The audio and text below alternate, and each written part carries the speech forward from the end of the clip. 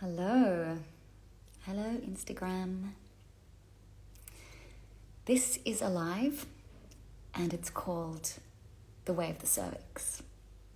So the intention of this live is to share with you about the journey of cervical awakening. If you haven't looked at the video that's on our Instagram feed now, particularly the one in London, there's going to be one going up from Berlin, and we did one in New York as well, but the one in London, it still blows my mind because like when I watch it and I see this complete cultural void, this total like empty space where the cervix is, where people are literally saying, what cervix? What is this? What? Like there's this kind of complete disconnect where the cervix is, what the cervix is, that the cervix exists, that it's associated completely with pap smears, cancer. It's very medicalized, you'll see back then. And I think, and I wonder if you still go on the streets now and you talk to, random people on the street and you ask them about the cervix, I think this still might be in the narrative. I think we're in this little niche subset over here, bringing the cervix and its awakening to life. And like looking back now at that was filmed in 2016, where I was compared to where I am now and where the work was and where the work is now, it's kind of mind-blowing. And I think it's really important for you to know, if you're curious about this work, that, when I began, yes, I was on a path of sexual discovery, and I had been on a path of this kind of awakening, I suppose, since I was 25. So it wasn't like I was new to the world of sex, but I was very stuck and very blocked. My body was full of trauma. I think that I had, a similar upbringing to most people, where there was not a lot of conversation about sex in the household. So that was really just the first piece of work that I was doing, was just unlocking shame. And then over time, I always had this feeling inside that there was something more. And I just remember having this sense that there was like this powerful sex goddess inside my belly. And I remember the placement of this one. It was like inside my deep belly, like, And I'm curious about that now when I think back. And when I began, I was literally just exploring, like some people here are, stepping in brand new, feeling potentially overwhelmed, or like the cervical orgasm, for example, seems like completely out of reach, and only people that are wired correctly, or had the right upbringing, or are particularly spiritual, or whatever it is, meditate all the time, have access to this. And I think what I love about this is, like, my journey is living proof that you can shift your body, you can change, you can heal, and you can open up to these like otherworldly experiences that for me once upon a time was just a dream. And I started facilitating and holding spaces for the cervix and what I was calling cervical awakening then, because for me, like, cervical orgasm, it was a dream, but I did have a story. Like, this could never be my story. Like, what if I could just feel? Because when I entered, my cervix was numb, and many of you will have heard this story a lot, so I won't go so deep into that unless you want me to. When I started, my cervix was numb, and so the whole thought of cervical orgasm and this kind of glorification of these orgasmic states and this spiritual state of oneness, and the tantric philosophy of coming together in union with another, it just seemed like something that was just such an ideal, but maybe not necessarily true, like a fantasy. Surely not. Certainly not in my body, and I felt so far away from it. And so when I look back at the video that you can see now on the feed of just like going out on the street being like, what do you know about the cervix? Am I, and realizing that nobody knew much that I was speaking to, and that what people did know, and the early stages of the work, was that there was an awful lot of pain, a lot of disconnection, a lot of numbness. And so the very first question of the work was, why are we so numb? Why? I'm not a conspiracy theorist, but it is interesting, isn't it? when you think about this place in our bodies, in a woman's body, that has so much beauty, carries the potential for this awakening. Not only is it this, we can birth into manifestation, obviously, through it, but also we can return to source, to spirit, to everything, nothing through it. And yet, I would say it is the most traumatized place in our bodies. And when you think about it like that, you think about the story of women over centuries and the repression of the feminine. And here we have the symbol of it, the cervix. And it is this deeply wounded, deeply traumatized place in our bodies. And not only that, but it is so linked up to the heart, like a mirror relationship. And it mirrors all of the wounding to the heart, to the feminine heart, to a woman's heart. It's all at the cervix, whether it's been, damaged through IUD insertion or medical procedures and lasers or abortion or miscarriage or all of the grief, all of the numbness, all of the, ignoring of the cervix. And actually, one of the pieces of information that blew my mind very early on was discovering that, very early on, there was a man called Alfred Kinsey. He was a world-famous sex researcher. And he did all of this study on the cervix. And he discovered that women could feel their cervixes when it was stimulated in a certain way. But he reported that there was no sensation. And that one report, has informed medicine and informed sexology ever since, and that was done in the 50s. So there is this lie out there that the cervix is numb and it's not supposed to feel. And you will get people people being taught in medical school that this is a numb place in the body.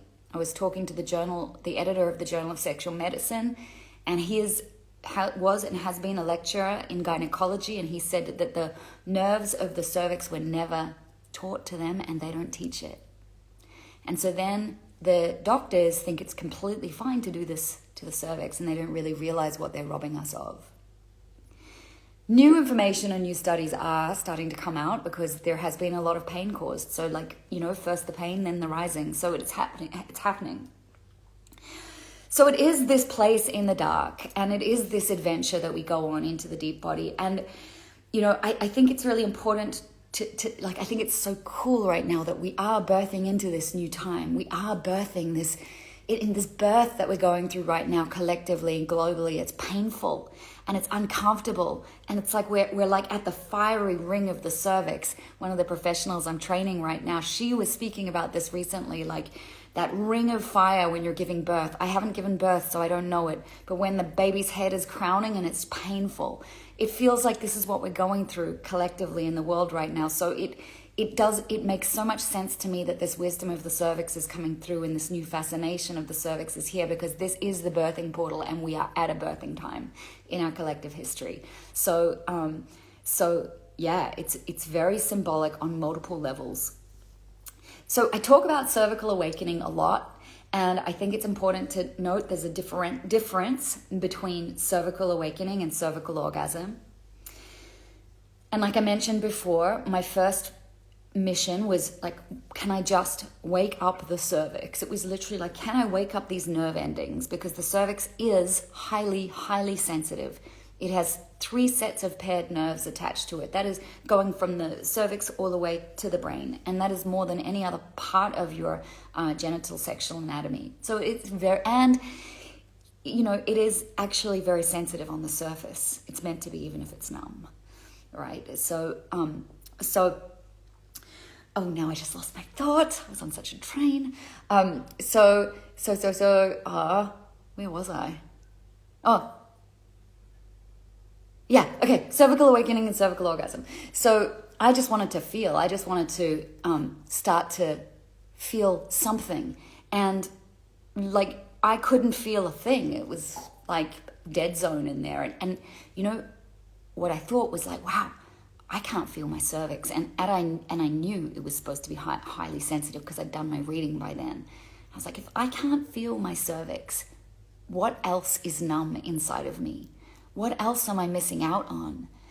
And so that really was this big driving force for me to start like learning how to feel and learning how to be with the difficult experience of numbness, because it might feel sometimes like pain is really horrendous, but sometimes numbness is worse because it feels like there is no end, there is no hope. At least with pain, you're feeling something. So cervical awakening became this very broad term for A, just awakening sensation, and B, the awakening of consciousness, the expansion of consciousness that begins to occur when you start stimulating and entering into and working with this deep, deep place inside of you that is connected to your heart and connected to your consciousness.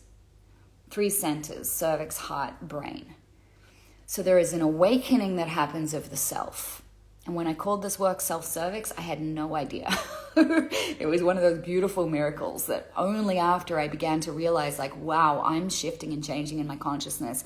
I'm realizing through all of this, like understanding of my wounding at my cervix, where I've given my power away, where I haven't loved myself, where I've outsourced, my pleasure, my body, my everything to others. And I really started to come into a greater sense of sovereignty, where I really understood that I am the source of everything now. I am the source of my pain. I am the source of my numbness. I am the source of it all. Because things have happened in my life. A lot of things. I've had all the traumas that, the medical trauma, the sexual trauma, all of it. I've had it. But that is gone. And now I'm living with the wounding of it. And this is my experience to recreate or not again and again in my body. So this led me on a huge journey of healing and this expansion of who I am, this expansion of my identity, or this realization of identity that I put on my expansive self. Because ultimately, when the work began to grow inside of me and cervical orgasm started to slowly open up, I realized I was not my identity, not my body, not my mind, none of it. And that awakening experience is something that you unpack for the rest of your life, Yeah. And there is no explanation for it. There is no science for it. I've got some theories and I've got some things that I teach and I understand some processes that are happening, but it's one of those miracle experiences, like you're meditating and you have a transcendent experience. It's not something that you force or that you push. And I think that that's really important to know, that the cervix won't be pushed, won't be forced. All of these things that have occurred to the cervix, whether it's been sexual pressure and penetration before you're ready, or, feeling forced into medical stuff. The cervix, it's anti-cervix. Anti-cervix is all about slowness, stillness, earthing, grounding, being deeply in the body, being so deeply here. And we can only have these incredible experiences once we are so deeply here, and that's what I had to learn. And I think that we're really in a difficult place in human history. Like I said, we're in this birthing portal. And so we're playing with this, wow, like it's so hard to be here in the body with all of the angst and all of the anxiety and all of the stimulus. And yet it's like the more it pushes in that direction, the more we have to do the work to come back in and remember our home and find ourselves again inside. So every time the cervix work comes up, I feel this relief inside of my body, because I'm coming back in again. Like I'm refocusing, I'm working on the ground of my being, because cervix sits at your root. If you're into chakra work, you could say that it is the the root of the root chakra. It's your base. It's sex, money, power, survival, all of the things that we need here to feel like we're thriving. It's all existing in this lower center. So we're working on the cervical awakening. But as we're doing that, we're actually also working on our power, our ability to thrive. Our creativity just naturally starts to burst open. You start to have like far more intuitive connection. It is this deep-rooted connection to something unexplainable. Yeah. So if you have any questions, by the way, and you would like to ask something, you can totally feel free to write in the chat box. So the process of going through a cervical awakening journey, it's not a fast one. And I think that this is one of the biggest challenges that I have as a teacher, especially in this day and age. You know, like, I don't want to pretend that this is like a quick thing. We're unwinding like centuries of conditioning and patterning and trauma in the body. What practices can we make to start our cervix awakening? Okay, I'll get to that. Thank you for the question.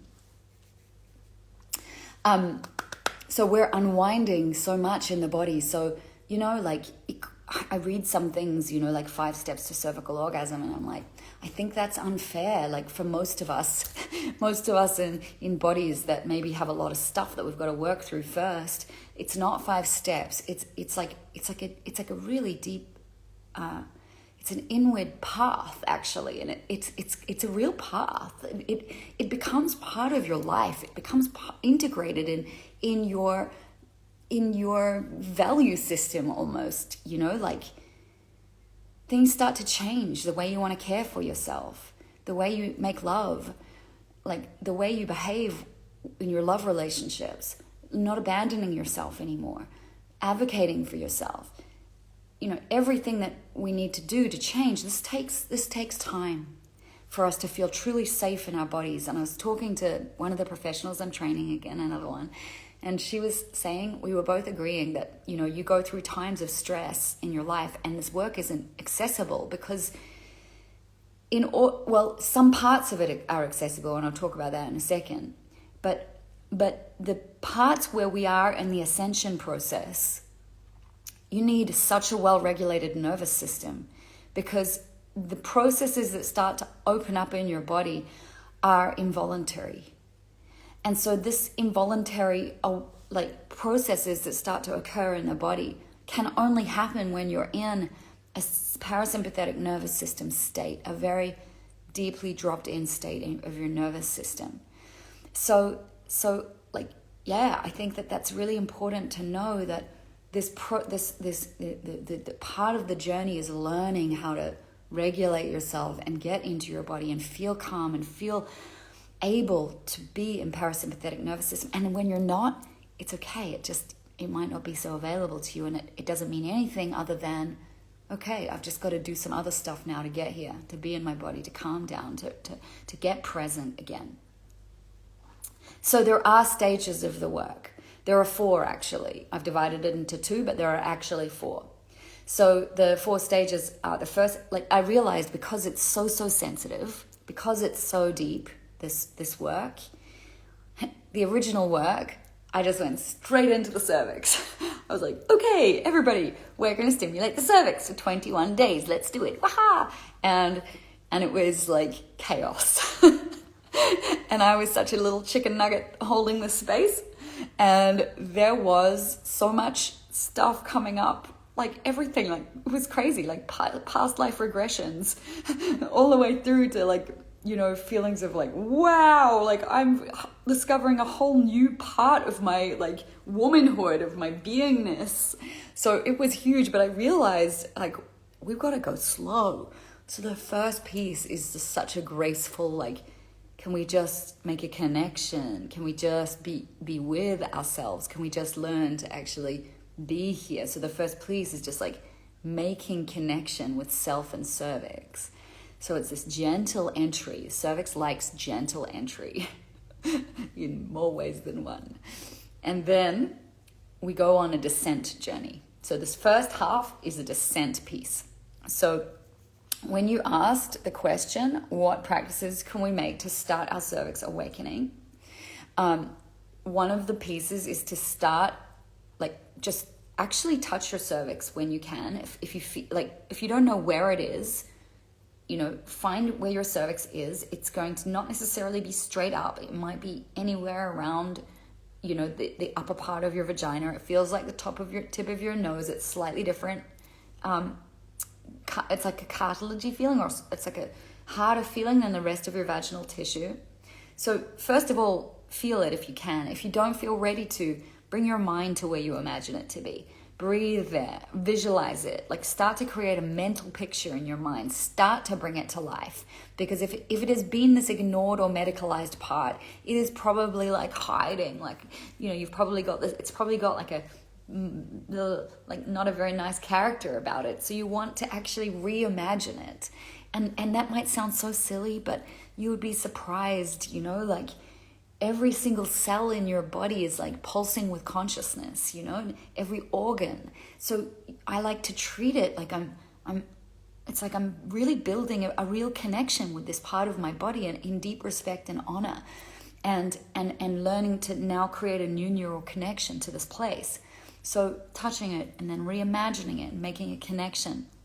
You can have a wand to do this with, and there's a whole video on wand mastery pinned to the top of Instagram. This is good, but know that you won't necessarily feel your cervix straight up unless you're really experienced at knowing what your cervix feels like.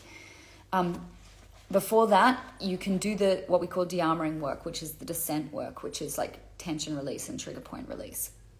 There is a really, really very, very accessible offering that we just ran. It's called the 5 Initiations. I think it's $111, and it takes you through 5 initiations where you're connecting with your cervix in different ways.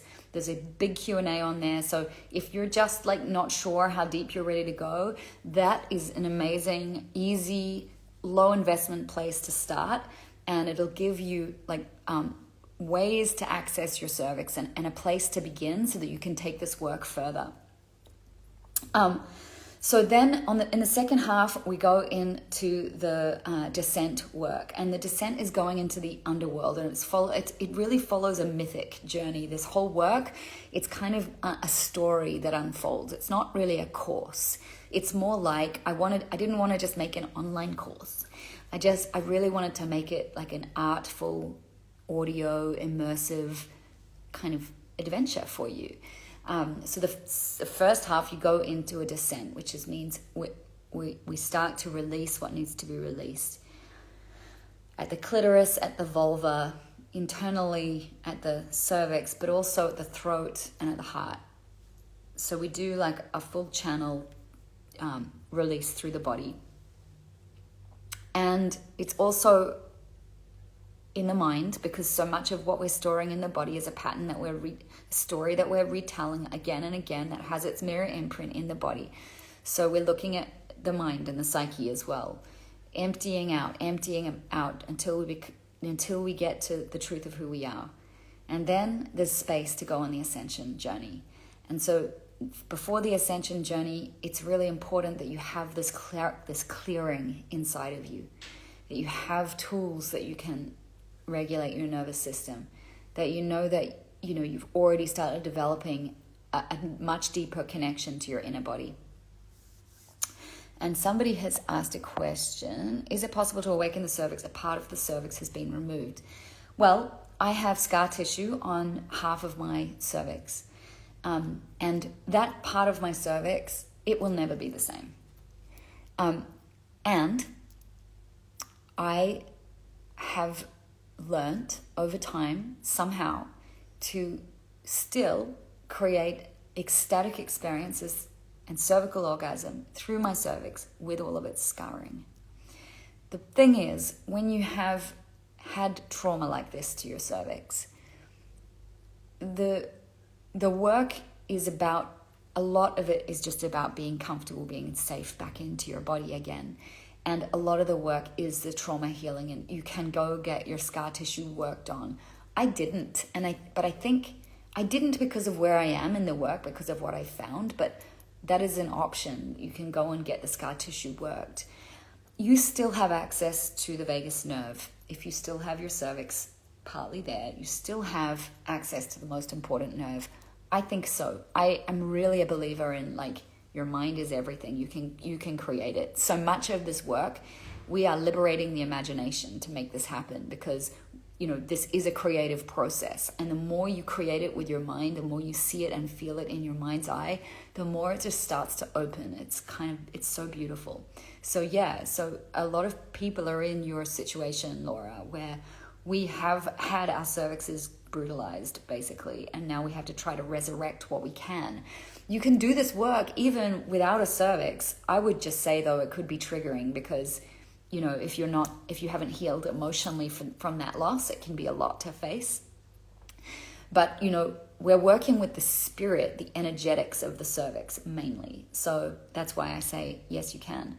This ascent path that we go on, the ascent, a lot of it is about learning to feel beyond your cervix. It's learning to work energetics, subtle currents that are very unique to the cervix. And actually, it's the energetics of this work that make it really unique. It is completely cervix-centered energetics that work with, I want to say a feminine, I don't want to say that word. They're just the energetics of cervical awakening that are true and unique to this path, and you won't hear them anywhere else, because they've come through this body of work and through this cervix. So it's the energetics where it's really going to start to open up. But in order to access the energetics, you have to have the ground. You've got to have the embodiment piece. You've got to be able to regulate yourself and get deeply calm and safe in your body. And that is not that easy. Like, think about it. Like, there's so many things when it comes to sex that we might be feeling somewhat unsafe, not just with another person, but even inside of ourselves, like whether it's body image or old shame or, you know, intergenerational stuff. There's a lot. So yeah, I think what I want to leave you is, like, it's possible. Like, it's possible if you've been feeling like, oh, this is so inaccessible. And I do want to acknowledge that my content has gotten more and more far out as my experience has got more and more far out. And I want to just acknowledge that it does start at a beginning point that is more accessible and more, like, you know, speaking to the wounding that we all carry at the cervix. But because we all energetically based beings, we can all have this experience. You know, unless you have had your cervix fully removed, we all have these nerve endings. So this experience doesn't just have to be reserved for special people who, you know, like I used to think that only those people over there could have this spiritual experience of cervical orgasm. It's available to all of us. But beyond that, the cervical awakening piece, the broader context that it's held in, it's such a beautiful journey of self-love and awakening to the truth of who you are, and, like, really calling in power at this time in the Earth's history and the human history. So yeah, I'm just going to see if there's any other. Thanks, Livy. I get called Livy too, but not by many people. I hope you're able to do a course with me too. Same answer, Christiana, with a badly surgically affected cervix. It'll be the same answer. There'll be a lot of trauma there for you to heal, like intravaginally, not just at the cervix. Clitorally also, you got to now work with a lot of love in these places, and a lot of patience and a lot of belief in yourself. And don't give up, because it can feel sometimes, because it will be numb, it can feel like it's going to be a never-ending road. But the more you just learn to access the subtleties that you will learn to access if you stay with a path, if you don't just give up, you will learn to access the subtle things that are beyond the cervix. And then what's great, I think, and I don't mean, like, I've had an injured cervix, and I will say that it was my medicine ultimately, that I had to really learn how to make love in such a way that respected my cervix and that allowed for me to feel. Instead of all of the old models of sex that I'd seen and that we were all educated with, you know? So I just think we need to give it time. All of us need to be more patient with the process and realize what we're actually doing. We're retraining and reprogramming ourselves to a new way. And this journey for me is now coming into its 8th year. And it's opening like a fractal flower. Yeah. And I also want to say, there have been times where I've stopped and I've gone, I cannot. Like it takes a lot, you know? And so there are times when you just stop for a few months, and it's okay because you come back to it because it's become part of your life. It's become something important to you. So yeah, I'm not about the pressure. Just checking if there's any other...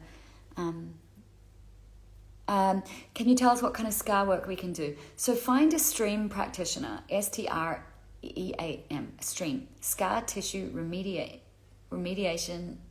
I can't remember the rest of it. It's called Stream, and they're everywhere around the world, and they are particularly trained in the pelvis. So hopefully you live somewhere where you can find a stream practitioner. There's also, I think, a lot of the sex bod graduates have done some of the stream work. So if you can't find someone who's done stream, then sex bod practitioners also have training in stream work. Feeling pulses to learn from you when the time is right. Pulsing is good. I like the pulse. Yes. Yeah. And you're saying, Christiana says, thanks, it gives me hope. And I would say, you know what? Transform hope into belief. You know, you're an incredible, human bodies are incredible. You're an incredible spirit.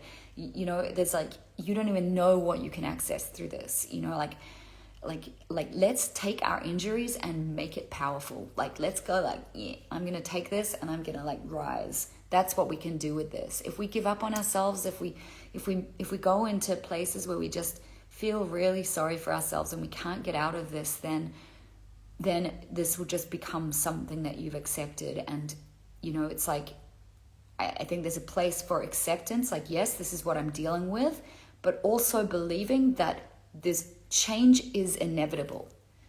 Like, you're a process. A human being is a process, always evolving, always shifting and changing. Your brain has neuroplasticity in the brain. Like, if you put in your belief, your devotion, and your love, change happens, and you have to look for it. This is the other thing. One of the biggest principles, and the first thing I'll teach in this course is, and I'm going to teach it now, is that you have to frame your mind, you're observing to what is happening, not what isn't happening. And I learned that because for a long time, not a lot was happening for me. And I was like, nothing's happening. So of course, nothing was happening, and it was such a boring experience. But once I turned my mindset to, oh yeah, this is happening. Okay, well, this is happening. And okay, well, behind that not is happening. Behind that nothing is actually something. It started to go deep, and that is what we can do. So, somebody's just asking, is there a course coming up? And yes, we're about to run the self-service experience. So this is our deep container. It's a 6-month container where we work together for 3 months inside of this content, or 4 months. And the last piece on the energetics, which I didn't finish, so we go descent and we go ascent, and the sprinkle on top is heart frequency work, which really takes the energetics to a whole nother level. And then we do Empress Mind. It's like a little masterminding for the next 2 months. And then there's also some bonus courses thrown in. And one of them is, I think, it's actually supposed to be secret, but I'm hoping what's going to come through is Awaken Your Breasts Interdimensional, which I'm excited about. I'm not supposed to say that because I never know what's going to be birthed. it's like birthing a child. I don't know what sex it's going to be until it's born. I don't know so it's similar. But that's what is in my dreams. So that's one of the things that's going to come through in this year long, 6 month long container. And you have a year's access to it, and a year's access is very intentional. A lot of people will pick up a work like this and then they'll go too hard not doing it and they'll give up. So I want to give some deadlines so that you do it, so that you're devoted to it. And it feels very important to me that we come in with like an intention to really do the work. There is an option to keep some of the most important pieces afterwards. But yeah, it really feels like for accountability and not just being another course that you do and then don't complete, which happens a lot in the online world. I want to show up for you, and I want you to show up for you so that you can really get the results. So this is happening this is starting next Wednesday in a week. And yeah, we meet once or twice a week, depending on how it goes on the delivery of the content and where we're at. So that is it. You can find all of that information in the bio link. It's called the Self-Cervix Experience. If that feels like way too much for you and you're not ready yet, we have the 5 initiations, it's a very low pressure, low investment. It's 111. You can get in there really easily and test it out and see if you like it. And then you can actually get a credit. You can put that towards the Self-Cervix Experience. So I hope you enjoyed this conversation. I did. I like speaking with you. I like having you here. And I look forward to working with some of you in the next course. And I'm always hopping around in my DMs if something comes up for you, and having fun with my stories. So see you somewhere online, and thank you for being here. It's lovely to connect with you. Okay, bye-bye. Mwah.